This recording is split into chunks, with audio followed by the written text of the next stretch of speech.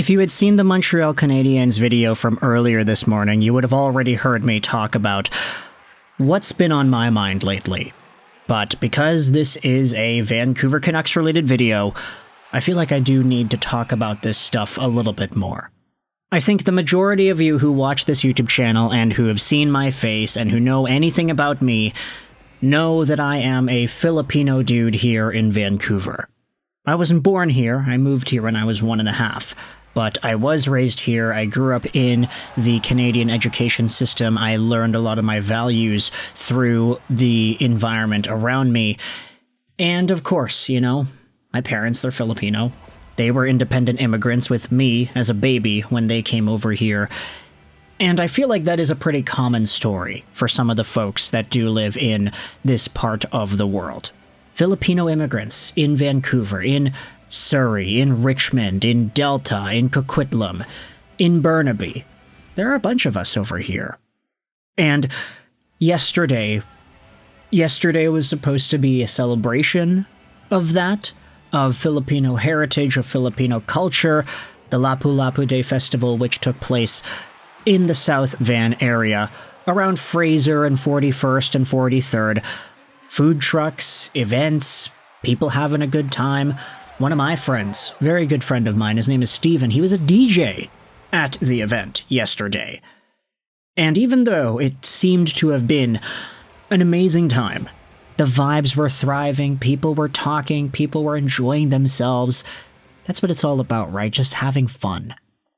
Even though it was a good day, everything was tainted by the events that unfolded at around 8 p.m. yesterday, when a driver of a big black SUV drove through the event, and according to some eyewitnesses, it seemed like he was slamming on the gas as he ran through, and forgive me for my verbiage here, he plowed through a countless number of bystanders and people in the street. There have already been, I think, 11 confirmed deaths and a lot more that are in hospital care right now, and it's totally devastating. This happened last night, and I was trying to record the Canadiens morning video shortly after that went down, and after I saw the video clips and just people panicking and talking about it, and it was just so difficult to fully internalize and absorb. It's like there's a part inside of me that's trying to push that information out, saying, hey, like, nah, that's not something that's even capable of happening here. People can't lose their lives over going to an event to celebrate. That's crazy. But crazy indeed. But all too real indeed as well. Apologies for the long-winded intro, but because this is a Vancouver-related video, and I do expect there being more Canucks fans watching this commentary compared to the other one, which was a Montreal video, I did want to get that out there just because it is going to be in the back of my mind for quite some time. I don't think this is ever going to leave my subconscious, and I just could not even imagine what it's like to have been in that situation, enjoying yourself, having a good chat, having a good time, and then, boom, everything changes in the moment of minutes, and families are destroyed, lives are taken unjustly, and it's all from what should have been a very eventful and celebratory day. Condolences are going out there to the families involved and for the community as a whole, that in which I am a part of, the Filipino-Canadian community. We're strong together, and we are strong with the support that we are receiving, but still, this is a time to mourn. Now, because it's probably more helpful for my soul to go out there and make a video like this, I wanted to talk about some actually positive Canucks news for a change. Yeah, that's right, we have some good things that we can talk about in regards to the local Vancouver hockey team. Vancouver? Technically, Vancouver Canucks related stuff. Because today we are taking a break from talking about all of the Francesco Aquilini stuff, how he is not willing to let the Canucks pay $200,000 in potential bonus money to Tom Willander, which is the reason why this contract holdup is still going on. We're not talking about Rick Tucker, we're not talking about the mishandling of assets and the mishandling of money. Nah, we're talking about the future, baby. Because we had ourselves the Abbotsford Canucks AHL farm team absolutely destroy the Tucson Roadrunners in Game 3 in their best 2 out of 3 series yesterday at the Abbotsford Center.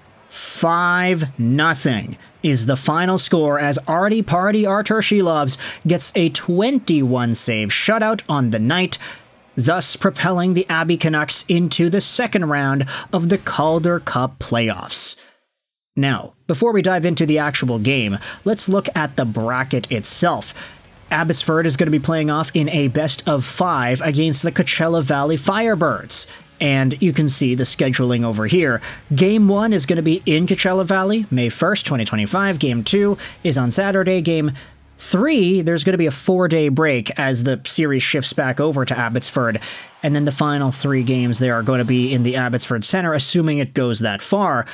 Best 3 out of 5 here, so you got to win 3 in order to move on. But yesterday's 5-0 victory, let's look at all the goal scorers here. Tristan Nielsen scored his second of the playoffs, assisted by Baines and Sasson.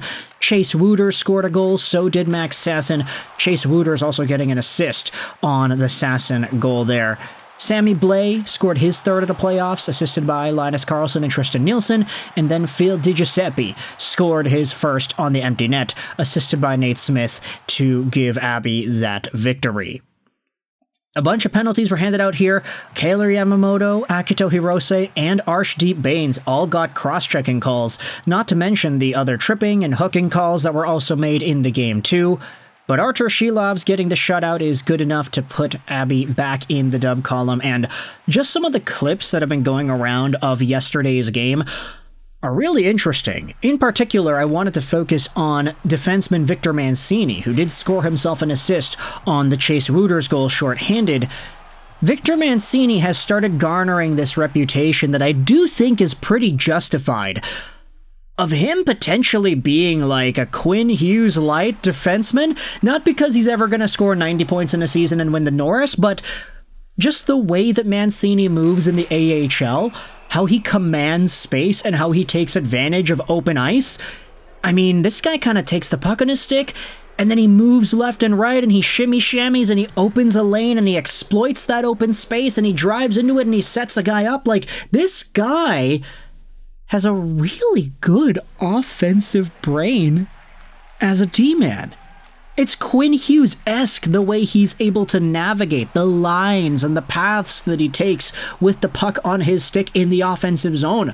Again, I don't think Victor Mancini's ever going to break maybe like 50 points in a year in the NHL, but from the way that he's moving and the way that he's looking in the AHL, if that guy can unlock that level of confidence along with his physical tools and his mobility, this could be a very legitimate pickup in that JT Miller trade. Not just Marcus Pettersson, not just Filipino, but Victor Mancini looks like a guy that has so much more than what we were expecting out of him when the Canucks acquired him back in January.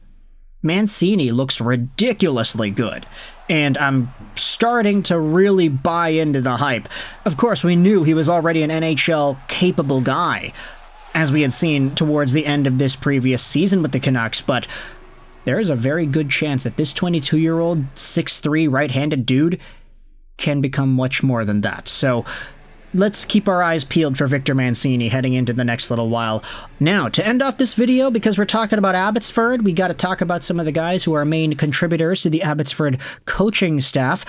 Earlier this morning, it was the Vancouver Sun run, and I'm sure, because, you know, we got a lot of nice folks here who watch these YouTube videos, some of y'all probably did run it. I didn't. I was here at home making YouTube videos, but I have run 10Ks and 5Ks and stuff in the past, and I'm a pretty decent runner, I'd say. Not the best, but I can run a sub 4:45 5K, so I'm pretty satisfied with my own athletic ability. My friends ran it, and they were surprised, I would say. But ultimately, we're talking about the Sun Run because Henrik and Daniel Sedin did get themselves a spot in the race, and they did pretty well. Daniel finished with a 36.06, and Henrik finished with a 37.10. Both guys in the 3-minute 30-something range per kilometer for the entirety of the Sun Run. So there definitely are some positive stories to come out of Vancouver events from today. But with that in mind, I want you to let me know your thoughts in the comment section below about the Abbotsford Canucks. Artie Party's shutout, Victor Mancini's overall performance, and Hank and Dank doing their thing at the Sun Run. Let me know your thoughts in the comment section below. I hope you enjoyed this video. Sign on, and bye.